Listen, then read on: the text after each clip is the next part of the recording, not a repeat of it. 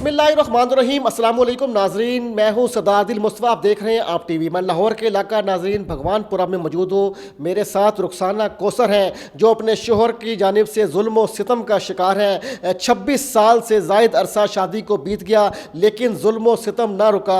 इनके मुताबिक जो इनकी शादी हुई तो 1 माह बाद ही शोहर ने इन पर जुल्म किया। इनको जुल्म करके इनकी जो हाथ की उंगली तोड़ दी। इसके बाद जो है नाखून जो है इनका शोहर इनके उखाड़ता रहा। और आपको बताऊं कि न सिर्फ जो है रुखसाना कौसर पे शोहर ने जुल्म और सितम किया बल्कि जो है इनका एक जवान बेटा जिसकी उम्र तकरीबन 20 साल है, इसने जब जवान बेटे ने मियाँ बीवी के दरमियान आए रोज़ नाचाकी लड़ाई झगड़ा देखा तो वो दिल बर्दाश्त ना होकर उसने ख़ुदकुशी कर ली। तो सारा माजरा हम रुखसाना कौसर से पूछेंगे और इन्हीं से बात करेंगे और इन्हीं से पूछेंगे कि कितना जुल्म हुआ और वो क्यों जो है अब तक खामोश रही। अस्सलाम वालेकुम।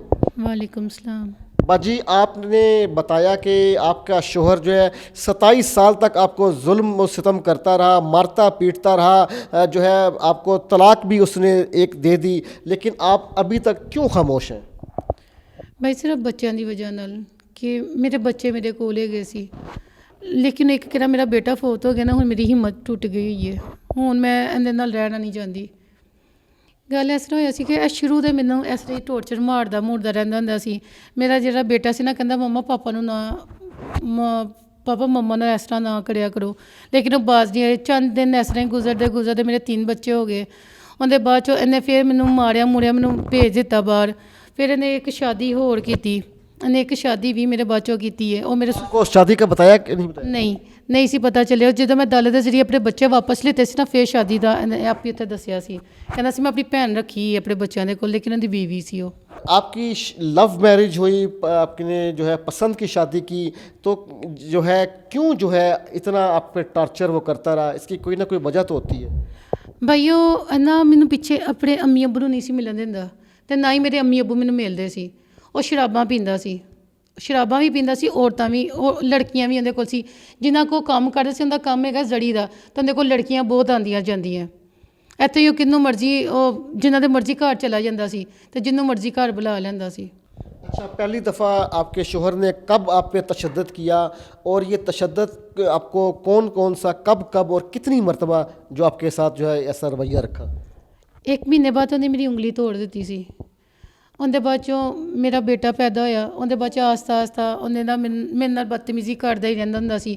ਜਦੋਂ ਮੇਰੇ 3 ਬੱਚੇ ਪੈਦਾ ਹੋਏ ਸੀ ਨਾ, ਉਹਦੇ ਬਾਅਦ ਚੋਂ ਨਾ ਮੈਂ ਆਪਣੇ ਸਹੁਰੇ ਨੂੰ ਸ਼ਿਕਾਇਤ ਲਗਾਈ ਸੀ ਕਿ ਕੁੜੀਆਂ ਘਰ ਲੈ ਕੇ ਆਂਦਾ। ਕਹਿੰਦਾ ਤੂੰ ਕੁੜੀਆਂ ਦਾ ਕਹੇਗੀ ਨਾ ਤੇ ਮੈਂ ਤੇਰਾ ਵੀ ਝੂਠ ਬੋਲਾਂਗਾ। ਮੈਂ ਕਿਹਾ ਬੋਲਦੀ, ਜਦੋਂ ਮੈਨੂੰ ਪਤਾ ਸੀ ਮੈਂ ਸਹੀ ਹੈਗੀ, ਮੈਨੂੰ ਕੋਈ ਮਸਲਾ ਨਹੀਂ ਹੈ। ਇਹਨੇ ਮੇਰੇ ਸਹੁਰੇ ਨੂੰ ਕਿਹਾ ਕਿ ਨਾ ਇਹ ਲੈ ਕੇ ਮੁੰਡੇ ਆਂਦੀ ਮੈਨੂੰ ਨੀਂਦ ਦੀਆਂ ਗੋਲੀਆਂ ਦੇ ਦਿੰਦੇ ਤੇ ਅੱਬੂ ਨੇ ਕਿਹਾ ਇਹਨੂੰ ਕੱਢ ਦੇ ਬਾਹਰ। ਅੱਬੂ ਨੇ ਮੈਨੂੰ ਕਢਵਾ ਦਿੱਤਾ। ਅੰਮੀ ਨੇ ਕਾਫੀ ਵੇਖੀ ਨਾ ਮੇਰੀ ਹਾਲਤ ਖਰਾਬ। ਅੰਮੀ ਨੇ ਫਿਰ ਮੈਨੂੰ 1 ਸਾਲ ਰੱਖਿਆ ਆਪਣੇ ਕੋਲ। ਦਾਲੇ ਦੇ ਜ਼ਰੀਏ ਮੈਂ ਆਪਣੇ 3 ਬੱਚੇ ਲਿੱਤੇ ਨੇ ਤੇ ਇਹਨੇ ਨਾ ਸ਼ਾਦੀ ਕਰ ਲਿੱਤੀ ਸੀ। ਉਹ ਵੀ ਤਾਂ ਮੈਨੂੰ ਬੱਚੇ दोबारा मिले सी, शादी की वजह, नहीं तो बच्चे नहीं सी मिले। सिर्फ और सिर्फ औलाद की वजह से बर्दाश्त करती रही, क्योंकि औलाद का जो है दुख और गम ऐसा होता है कि बिछड़े ना, बाप का साया जो है दस्ते शफकत बाप का ना उठे। मैं कहती सर दोवें माँ प्यो के सिर दे रहन, भावें मेरे नाल जो मर्जी करे, मैं उन्हां दे नाल ही रवांगी, लेकिन वो बंदा नहीं सही होया भाई। इस लिए मैं बच्चों की शादी करवा दी। 2 अपने ਵੱਡੇ ਦੋਨੋਂ बेटियां की शादी की। पहले मेरी एक बहू फौत हुई 3 ਮਹੀਨਿਆਂ बाद, तो 3 ਮਹੀਨੇ के बाद 6 ਮਹੀਨੇ मेरा बेटा रहा। ਉਹ ਵੀ ਉਹਦੀ ਵੀ ਵਜ੍ਹਾ ਇਹ ਹੈਗੀ ਸੀ ਕਿ ਇਹ ਮੇਰੀ ਜਿਹੜੀ ਦੂਸਰੀ ਨੂੰਹ ਹੈਗੀ ਹੈ ਨਾ, ਉਹਦੇ ਨਾਲ ਬਹੁਤ ਇਹਦੇ ਘੁਲਣ ਮਿਲਣ ਹੈਗਾ ਸੀ। ਨਾ ਮੈਨੂੰ ਪਸੰਦ ਕਰਦਾ ਸੀ, ਨਾ ਮੇਰੀ ਵੱਡੀ ਨੂੰਹ ਨੂੰ ਪਸੰਦ ਕਰਦਾ ਸੀ। ਕਿ ਉਹ ਜ਼ਰਾ ਥੋੜ੍ਹੀ ਜਿਹੀ ਸਿੱਧੀ ਜਿਹੀ ਹੈਗੀ ਸੀ। ਇਸ ਲਈ ਨਾ ਉਹ ਵੀ ਜ਼ੇਨੀ ਮਰੀਜ਼ ਬਣਦੀ ਜਾਂਦੀ ਸੀ। ਪਹਿਲੇ ਉਹ ਫੌਤ ਹੋਈ, ਉਹਦੇ ਬਾਅਦ 'ਚ ਮੇਰੇ ਬੇਟੇ ਨੇ ਖੁਦਕੁਸ਼ੀ ਕਰ ਲਿੱਤੀ। अच्छा, आपके कितने बच्चे हैं? ਮੇਰੇ ਮਾਸ਼ਾਅੱਲਾ 7 ਬੱਚੇ ਸੀ, ਕਿੰਨਾ 'ਚ 2 ਫੌਤ ਹੋ ਗਏ ਨੇ, ਕੁੜੀ ਮੁੰਡਾ ਫੌਤ ਹੋ ਗਿਆ। तो मेरे हुन इस टाइम 5 बच्चे ने। अच्छा, 5 बच्चे हैं। तो आपके पे जब ये आपके तो माशाल्लाह से बच्चे भी जवान हैं, तो जब आप पे आपका शोहर जो है यूँ जुल्म व सितम करता, आपको मारता पीटता और आपको के साथ उसका रवैया भी अच्छा नहीं था, धुतकारता रहता, तो आपके बच्चे कोई रिएक्शन नहीं देते, उसको मना नहीं करते कि मेरी माँ है और मेरी माँ के साथ ऐसा सलूक मत करो? भाई मेरे बच्चे जिन्नी मैनू सपोर्ट करते सी ना, ਉਹ ਕਿਸੇ ਹੋਰ ਨੂੰ ਨਹੀਂ ਸੀ ਕਰ ਸਕਦੇ। ਉਹ ਜ਼ਰਾ ਹੀਰਾ ਕੁਛ ਕਹਿੰਦਾ ਸੀ ਨਾ, ਉਹ ਲੜਨਾ ਸ਼ੁਰੂ ਕਰ ਦਿੰਦੇ ਸੀ ਆਪਣੇ ਪਾਪਾ ਨਾਲ। ਹੀਰਾ ਜੀ ਮੇਰੇ ਬੱਚੇ ਜੋ ਆਪਣੇ ਪਾਪਾ ਨਾਲ ਵੀ ਲੰਮੇ ਨੇ, ਹੀਰਾ ਨੂੰ ਚਪੇੜਾ ਮਾਰਦਾ ਸੀ। ਉਹਨਾਂ ਦੀ ਬੀਵੀਆਂ ਦੇ ਸਾਹਮਣੇ ਵੀ ਮਾਰਦਾ ਸੀ। ਇੱਕ ਬੇਟੇ ਦੀ ਤਾਂ ਨੱਕ ਦੀ ਹੱਡੀ ਵਿੰਗੀ ਕਰ ਦਿੱਤੀ ਉਹਨੇ ਮਾਰ ਕੇ। ਲੇਕਿਨ ਜਿਹੜਾ ਉਹ ਫਿਰ ਵੀ ਡਰ ਜਾਂਦੇ ਸੀ, ਇਹ ਮੇਰਾ ਬੇਟਾ ਨਹੀਂ ਸੀ ਡਰਦਾ। ਉਹਦੀ ਜਿਹੜੀ ਬੀਵੀ ਸੀ ਨਾ, ਉਹਦੀ ਬੀਵੀ ਦੇ ਨਾਲ ਨਾ ਬੈਠਾ ਰਹਿੰਦਾ ਹੁੰਦਾ ਸੀ। ਉਹਨੂੰ ਬੁਲਾਉਂਦਾ ਵੀ ਸੀ ਨਾ ਉਹਦਾ ਮੀਆਂ, ਮੇਰਾ ਬੇਟਾ, ਤੇ ਨਹੀਂ ਸੀ ਜਾਣ ਦਿੰਦਾ, ਕਹਿੰਦਾ ਤੂੰ ਬਸ ਮੇਰੇ ਕੋਲ ਬੈਠੀ ਰਿਹਾ ਕਰ। ਇੱਥੋਂ ਆਪਸ ਵਿੱਚ ਨਾ ਉਹ ਮੀਆਂ ਬੀਵੀ ਦੀ ਵੀ ਲੜਾਈ ਰਹਿੰਦੀ ਸੀ। ਕਹਿੰਦੀ ਹੁਣ ਪਾਪਾ ਹੈਗਾ, ਮੈਂ ਉਹਦੇ ਕੋਲ ਬੈਠੀ ਰਹਿੰਦੀ। ਕਹਿੰਦਾ ਕਿਦੋਂ ਮੈਂ ਜੋ ਉੱਤੇ ਹੈਗਾ ਵਾਂ ਤੇ ਤੂੰ ਮੇਰੇ ਕੋਲ ਆ। ਕਹਿੰਦੀ ਮੈਂ ਪਾਪਾ ਕੋਲ ਬੈਠੀ। ਇੰਝ 2-2 3-3 ਵੱਜ ਜਾਂਦੇ ਸੀ। ਫਿਰ ਇੰਝ ਛੱਤ 'ਤੇ ਚਲ ਜਾਣਾ ਉਹਨਾਂ ਨੇ, ਛੱਤ 'ਤੇ ਵੀ 2-2 3-3 ਘੰਟੇ ਬਹਿਣਾ। ਉਹਨੇ ਥੱਲੇ ਆਣਾ, ਕਹਿੰਦਾ ਮਮਾ ਰੂਸ਼ਾ ਕਿੱਥੇ ਗਈ? ਮੈਂ ਕਿਹਾ ਪੁੱਤਰ ਉਹ ਤਾਂ ਉੱਤੇ ਆ, ਤੇ ਪਾਪਾ ਵੀ ਤੇਰਾ ਉੱਤੇ ਹੀ ਹੈਗਾ, ਉਹ ਦਾਣਾ ਪਾਣ ਗਿਆ ਕਬੂਤਰਾਂ ਨੂੰ। ਪਰ ਇਹਨੂੰ ਕੁਛ ਉਹਨੇ ਗੱਲਾਂ ਐਸੀਆਂ ਸੁਣਦਾ ਸੀ, ਉਹ ਉੱਤੇ ਲੜਾਈ ਕਰਨੀ ਸ਼ੁਰੂ ਕਰ ਦਿੰਦਾ ਸੀ ਆਪਣੇ ਪਾਪਾ ਦੇ ਨਾਲ। ਉਹ ਸਾਰਾ ਕੁਝ ਸਮਝਦਾ ਸੀ ਕਿ ਮੈਂ ਕਰਵਾਉਂਦੀ ਹਾਂ, ਲੇਕਿन ਬੱਚਾ खुद ਵੇਖਦਾ ਸੀ ਸਾਰਾ ਕੁਝ। अच्छा बाजी, आपकी सारी बात मैं भी समझ गया हूँ, नाजरीन भी समझ गए होंगे कि आपके शोहर आपके साथ बदतमीज़ी करता, तशद्दुद करता। तो इसकी वजह क्या आपके शोहर की इस सारी चीज़ें की गलत सोसाइटी थी, जिस तरह आपने बताया कि वो ड्रिंक भी करता और दीगर मामलात थे, क्या इसका असर उसके ज़हन पर हुआ था कि जो आप अपनी बीवी को बीवी नहीं समझता था? ਪਰ ਉਹਨਾਂ ਦਾ ਅੱਬੂ ਵੀ ਇੰਝ ਦਾ ਹੀ ਸੀ। ਉਹਦੇ ਅੱਬੂ ਨੇ ਵੀ 2 ਸ਼ਾਦੀਆਂ ਕੀਤੀਆਂ ਸੀ, ਤੇ ਉਹ ਮੇਰੀ ਪਹਿਲੀ ਸੱਸ ਨੂੰ ਇੰਝ ਮੇਰੇ ਤੇ ਨਾ ਪਾਗਲ ਕਰਕੇ ਕੱਢ ਦਿੱਤਾ। 4 ਬੱਚੇ ਮੇਰੇ ਸਹੁਰੇ ਨੇ ਖੋਹ ਲਿੱਤੇ ਸੀ। ਉਹ ਸੇਮ ਉਹੀ ਸੀਨ ਇਹਦਾ ਪੁੱਤਰ ਵੀ ਮੇਰੇ ਨਾਲ ਹੀ ਕਰਦਾ ਸੀ। आपने जो है आपकी या वालदा ने या आपके जो है वालिद ने आपके शोहर को कभी समझाने की कोशिश नहीं की कि बेटा ऐसे ना करो, प्यार और मोहब्बत के साथ रहो? क्योंकि अगर मियाँ बीवी लड़ते हैं तो उसका असर जो है नेगेटिव इमेज जो औलाद के ऊपर जाता है।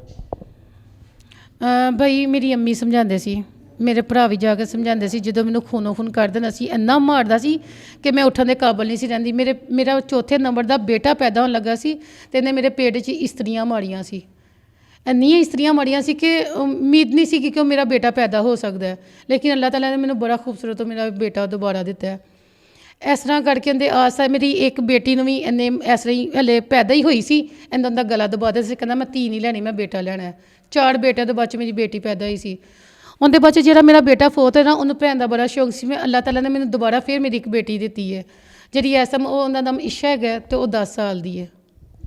अच्छा बाजी, इतना आप पे तशद्दुद होता रहा, आप इतना जुल्म बर्दाश्त करती रहीं, तो आपने पुलिस के पास नहीं गई, कोई FIR दर्ज नहीं करवाई, या कोई और ज़राए नहीं इस्तेमाल किए कि आपके शोहर को समझाया जा सके और इस तशद्दुद से रोका जा सके?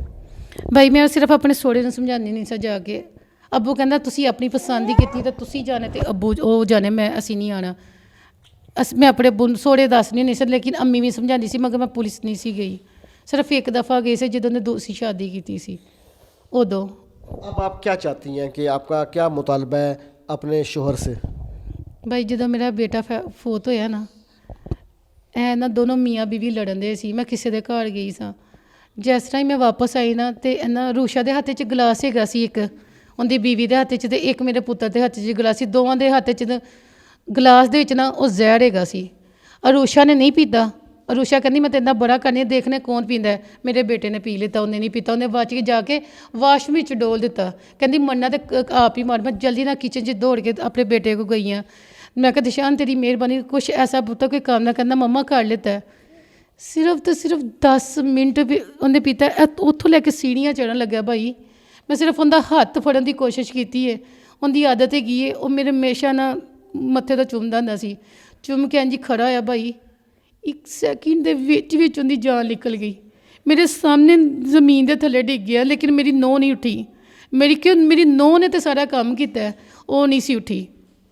ਅਤੇ ਸ਼ਾਮ ਨੂੰ ਮੇਰਾ ਬੰਦਾ ਆਇਆ ਸੀ, ਅਤੇ ਮੈਂ ਜਦੋਂ ਰੌਲਾ ਪਾਉਣ ਲੱਗੀ, ਅਤੇ ਮੇਰੇ ਬੰਦੇ ਨੇ ਨਾ ਮੈਨੂੰ ਚਪੇੜਾਂ ਮਾਰਨੀਆਂ ਸ਼ੁਰੂ ਕਰ ਦਿੱਤੀਆਂ। ਬਹੁਤ ਜ਼ਿਆਦਾ ਮੈਨੂੰ ਮਾਰਿਆ ਉਹਨੇ, ਕਿ ਕਿਸੇ ਨੂੰ ਇਹ ਗੱਲ ਨਾ ਦੱਸੇ। ਦੂਸਰੇ ਦਿਨ ਹੀ ਮੇਰੀ ਨੂੰਹ ਨਾ ਚਲੀ ਗਈ, ਸਾਰਾ ਘਰ ਦਾ ਸਮਾਨ ਲੈ ਕੇ ਚਲ ਗਈ। 5 ਤੋਲੇ ਜ਼ੇਵਰ ਸੀ, 100 ਸੂਟ ਸੀ, ਜੁੱਤੀਆਂ ਸੀ, 25-26 ਜੁੱਤੀਆਂ, ਹਰ ਚੀਜ਼ ਲੈ ਕੇ ਚਲੀ ਗਈ। ਫਿਰ ਮੈਂ ਉਹਨੂੰ ਕਿਹਾ, ਮੈਂ ਕਿਹਾ ਹੀਰੇ ਜੀ ਉਹਦਾ ਸਮਾਨ ਲੈਣ ਆਏ ਨੇ ਉਹ। ਮੈਂ ਕਿਹਾ ਸੀ ਮੈਂ ਸਮਾਨ ਨਹੀਂ ਜਾਣ ਦੇਣਾ ਜਦੋਂ ਤੱਕ ਮੇਰਾ ਸਮਾਨ ਵਾਪਸ ਨਹੀਂ ਆਏਗਾ। ਜੈਨ ਜੀ ਸਮਾਨ ਉਦੋਂ ਮੈਂ ਜ਼ਰੂਰ ਐਪਲੀਕੇਸ਼ਨ ਦਿੱਤੀ ਸੀ ਕਿ ਇਸ ਤਰ੍ਹਾਂ ਮੇਰੇ ਬੰਦੇ ਨੇ ਰਲ ਕੇ ਨਾ ਮੇਰੇ ਬੇਟੇ ਨੂੰ ਮਾਰਿਆ, ਲੇਕਿਨ ਉਹਨਾਂ ਨੇ ਉਹ ख़त्म करवा दिता सी उन्होंने ससुराल वालिया ने। आप अपने शोहर से अब क्या अलहदगी चाहती हैं या साथ मिल के रहना चाहती हैं? आपका बुनियादी तौर पर अपने शोहर से मुतालबा आप क्या है? भाई 3 दिन पहले ना इन्हें पुलिस बुलाई है, सुलह करके आई हैं मैं। मेरे पहले इन्हें दंद तोड़े ने, दंद तोड़ मैं 6 महीने बाद रही हाँ। उत्थे मेरा केस चलन दिया सी। ਇਹਨੇ ਕਿਹਾ ਕਿ ਮੈਂ ਨਾ ਤੇਰੇ ਨਾਲ ਸੁਲ੍ਹਾ ਕਰਨੀ ਹੈ ਤੇ ਤੂੰ ਘਰ ਆਈ ਆ। ਮੈਂ ਕਿਹਾ ਠੀਕ ਹੈ। ਮੈਨੂੰ ਹਲੇ ਆਈ ਨੂੰ 25 ਦਿਨ ਹੋਏ ਨੇ, ਮੈਂ ਘਰ ਆਈ ਹਾਂ। ਮੈਨੂੰ ਕਦੀ ਕੁਛ ਨਹੀਂ, ਇਹਨੇ ਮੈਨੂੰ 3-3 ਦਿਨ 4-4 ਦਿਨ ਅੰਦਰ ਭੁੱਖਾ ਰੱਖਿਆ। ਤੁਸੀਂ ਮੇਰਾ ਘਰ ਦੇਖੋ, ਮਹਿਲ ਬਣਿਆ ਜੇ, ਜਿਹਦੇ ਘਰ 'ਚ ਮੇਰੀ ਰਿਹਾਇਸ਼ ਹੈਗੀ ਹੈ। ਮਹਿਲ ਹੈਗਾ ਜੇ, ਤੇ ਮੈਂ 3 ਦਿਨ 4 ਦਿਨ ਮੈਂ ਭੁੱਖੀ ਰਹੀ, ਤੇ ਮੈਂ 2 ਦਿਨ ਇਹਨੂੰ ਪਾਣੀ ਪਿਆਉਂਦੀ ਰਹੀ ਆ। ਇਹਦੇ ਅੰਦਰ ਬੱਚੀ ਦਾ ਦੁੱਧ ਵੀ ਬੰਦ ਕਰ ਦਿੱਤਾ ਸੀ। ਕਿੰਨੇ ਦਿਨ? 6 ਦਿਨ ਇਹਦਾ ਦੁੱਧ ਬੰਦ ਗਿਆ। ਉਹਦੇ ਬਾਅਦ 'ਚ ਉਹਨੇ ਮੇਰੇ ਵਾਲਾਂ ਤੋਂ ਫੜਿਆ। ਮੇਰੀ ਛੋਟੀ ਵੱਡੀ ਬੇਟੀ ਚੀਕਾਂ ਮਾਰਨ ਦੀ, ਮੈਂ ਕਿਹਾ ਪਤਾ ਨਹੀਂ ਕਿਉਂ ਚੀਕਾਂ ਮਾਰਨ ਦੀ ਹੈ। ਤੇ ਇੱਕਦਮ ਉੱਪਰ ਆਇਆ, ਇਹਨੇ ਉੱਪਰ ਆਉਂਦੇ ਸਾਰ ਮੈਨੂੰ ਮਾਰਨਾ ਸ਼ੁਰੂ ਕਰ ਦਿੱਤਾ। ਉਹ ਤੋਂ ਮੇਰੇ ਬਾਲਾਂ ਨੂੰ ਘੜੀਸਦਾ ਥੱਲੇ ਲੈ ਕੇ ਆ ਗਏ। ਮੇਰੇ ਸ਼ੁਕਰ ਬੱਚੇ ਘਰ ਹੈਗੇ ਸੀ। ਇੱਕ ਮੇਰਾ 4ਥੇ ਨੰਬਰ ਵਾਲਾ ਬੇਟਾ ਆਇਆ, ਉਹਨੇ ਕਿਹਾ ਪਾਪਾ ਮਾਮਾ ਨੂੰ ਨਾ ਮਾਰੋ। ਨਾਲ ਹੀ ਮੇਰਾ ਵੱਡਾ ਬੇਟਾ ਆ ਗਿਆ। ਜਦੋਂ ਵੱਡਾ ਬੇਟਾ ਆਇਆ ਨਾ, ਤੇ ਇਹਨੇ ਨਾ ਮੈਨੂੰ ਕਾਗਜ਼ ਫੜਾਇਆ, ਇੱਕ ਅਨਕੰਪਲੀਟ ਉਹ ਕਾਗਜ਼ ਹੈਗਾ ਸੀ। ਮੈਂ ਉਹਦੇ ਵਕੀਲ ਨਾਲ ਗੱਲ ਕੀਤੀ, ਕਹਿੰਦਾ ਉਹ ਹਲੇ ਅਨਕੰਪਲੀਟ ਹੈਗਾ, ਹੁਣ ਸ਼ਾਇਦ ਉਹਨੇ ਪੂਰੀ ਕਰ ਲਿੱਤੀ ਹੋਵੇ। ਮੈਨੂੰ ਪੁਲਿਸ ਵਾਲਿਆਂ ਨੂੰ ਬੁਲਾ ਕੇ ਮੇਰੇ ਨਾਲ ਜ਼ਬਰਦਸਤੀ ਕੀਤੀ ਹੈ। ਮੈਂ ਕਿਹਾ ਜਾਓ ਲੇਡੀਜ਼ ਲੈ ਕੇ ਆਓ, ਫਿਰ ਤੁਸੀਂ ਮੈਨੂੰ ਲੈ ਕੇ ਚੱਲਣਾ। ਇੱਕ ਪੁਲਿਸ ਲੰਬਾ ਸੀ, ਇੱਕ ਉਹਦੇ ਤੋਂ ਛੋਟਾ ਸੀ। ਉਹਨੇ ਮੈਨੂੰ ਜ਼ਬਰਦਸਤੀ ਡਾਲੇ 'ਚ ਬਿਠਾਉਣ ਦੀ ਕੋਸ਼ਿਸ਼ ਕੀਤੀ ਹੈ। ਮੈਂ ਕਿਹਾ ਮੈਂ ਨਹੀਂ ਬਹਿਣਾ ਭਾਈ। ਇਹਨੇ ਮੈਨੂੰ ਉੱਪਰ ਨਹੀਂ ਜਾਣ ਦਿੱਤਾ, ਮੈਨੂੰ ਦੁਪੱਟਾ ਨਹੀਂ ਲੈਣ ਦਿੱਤਾ। ਮੈਂ ਯਕੀਨ ਕਰੋ, ਇਸ ਤਰ੍ਹਾਂ ਇਹਨਾਂ ਨੰਗੀ ਪੈੜੀ ਮੈਂ ਪਿੱਛੇ ਬੈਠ ਗਈ, ਤੇ ਇਹਨੇ ਮੈਨੂੰ ਉੱਪਰ ਨਹੀਂ ਜਾਣ ਦਿੱਤਾ। ਮੇਰੇ ਉੱਪਰ ਪੈਸੇ ਪਏ ਸੀ। ਮੇਰਾ 15 ਤੋਲੇ ਜ਼ੇਵਰ ਹੈਗਾ ਸੀ, 5 ਲੱਖ ਮੇਰੇ ਹੁਣ ਪੈਸੇ ਹੈਗੇ ਸੀ। ਇਹਨੇ ਸਾਰਾ ਕੁਝ ਮੈਨੂੰ ਰੱਖ ਲਿਆ, ਥਾਣੇ ਮੈਨੂੰ ਫੜਾ ਦਿੱਤਾ। 3 ਵਜੇ ਤੱਕ ਮੈਂ ਥਾਣੇ ਰਹੀ, 10 ਵਜੇ ਤੋਂ ਲੈ ਕੇ ਰਾਤ ਦੇ 3 ਵਜੇ ਤੱਕ ਰਹੀ। ਮੈਂ ਦੁਬਾਰਾ ਵਾਪਸ ਆਈ ਹਾਂ, ਮੈਨੂੰ ਬੰਦੇ ਨੇ ਵਾਪਸ ਨਹੀਂ ਆਉਣ ਦਿੱਤਾ। ਸਾਰੀ ਰਾਤ ਮੈਂ ਬਾਹਰ ਬੈਠੀ ਰਹੀ। ਉਦੋਂ 4 ਵਜੇ ਸੀ, ਮੈਂ ਤੇ ਮੇਰੇ ਬੇਟਿਆਂ ਨੇ ਇੱਕ ਹੋਟਲ ਲਿੱਤਾ, ਹੋਟਲ ਵਿੱਚ ਸੁੱਤੇ ਹਾਂ। ਉਹਦੇ ਬਾਅਦ 'ਚ ਕਹਿੰਦਾ ਮਮਾ ਅਸੀਂ ਹੋਟਲ ਵਿੱਚ ਹੀ ਰਹਿੰਦੇ। ਮੈਂ ਕਿਹਾ ਪੁੱਤਰ ਨਹੀਂ, ਅਸੀਂ ਨਹੀਂ ਹੋਟਲ ਵਿੱਚ ਰਹਿਣਾ। ਮੈਂ ਕਿਹਾ ਤੁਸੀਂ ਘਰ ਜਾਓ, ਮੇਰੀ ਜਿੱਥੇ ਕਿਸਮਤ ਹੋਏਗੀ मैं चली जाऊँगी। नाजरीन, आपने रुखसाना कौसर की गुफ्तगू सुनी है। 21वीं सदी है नाजरीन, इसके बावजूद बदकिस्मती ये है कि औरत आज भी जो है जुल्म व सितम का शिकार है, और औरत आज भी जो है मजलूम है। रुखसाना कौसर की भी यही एक दास्तान है कि इसकी लव मैरिज थी, और लव मैरिज जो है 26-27 साल गुजरने के बावजूद भी जो है रुखसाना कौसर अपनी शादी को बरकरार रखती रही, सिर्फ़ और सिर्फ अपनी औलाद की खातिर। और आज भी जो है वो औलाद की वजह से अब तक जो है खामोश नहीं है, लेकिन अब जो है वो कह रही हैं कि मज़ीद वो खामोश नहीं रह सकती इस जुल्म व सितम पर। तो आइंदा किसी नई वीडियो में किसी नए मौजू के साथ हाज़िर खिदमत हूँगा। आप देखते रहें आप टीवी। अल्लाह हाफिज़।